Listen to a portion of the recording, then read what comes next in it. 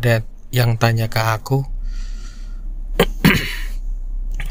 Mas, kalau nikahan itu duitnya dari para tamu itu bisa nutupin uang biaya pernikahan seluruhnya nggak gitu. Gue nggak banyak data terkait hal itu, tapi biasanya dari pengalaman gue sendiri, biasanya sih duitnya nggak nutup ya.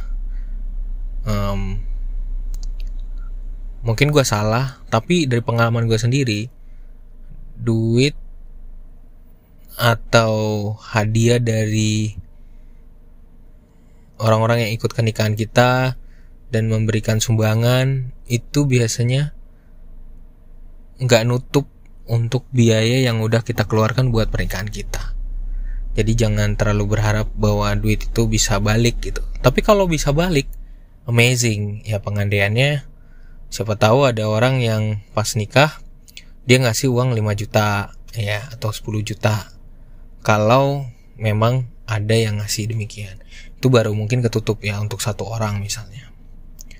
Bisa balik modal gitu. Kalau bisa balik modal syukur, tapi kalau enggak jangan terlalu berharap. Karena memang dalam persiapan pernikahan itu biayanya tuh kadang-kadang banyak ya. Perintilan ini itu ada aja gitu biayanya. Dan itu kadang-kadang membuat kita pusing. Lebih pusing lagi kalau kita pikirin orang bisa balikin untuk kita berapa gitu. Wah, itu namanya jadinya tahu ya. Jadi mikir untuk balikannya gitu. So, menurut gua nggak akan bisa 100% balik full gitu. Dan dalam suatu pernikahan memang pasti butuh biaya yang sangat besar ya, karena harus tamu kita harus layanin ya, mereka harus makan kalau dia datang, terus kemudian ada lagi biaya untuk mungkin di tempat ibadah, terus kemudian harus ada foto-foto pakaian dan segala macem, dan biayanya cukup gede gitu.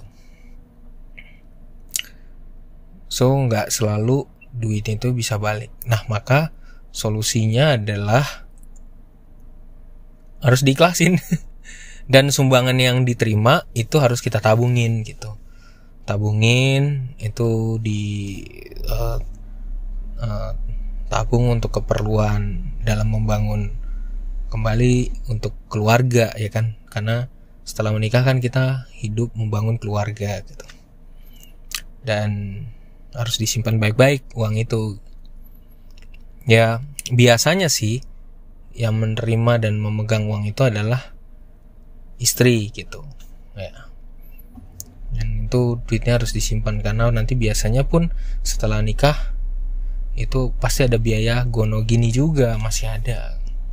So jangan langsung mentang-mentang setelah nikah terus kemudian habis itu kita buang duit lebih banyak untuk sesuatu yang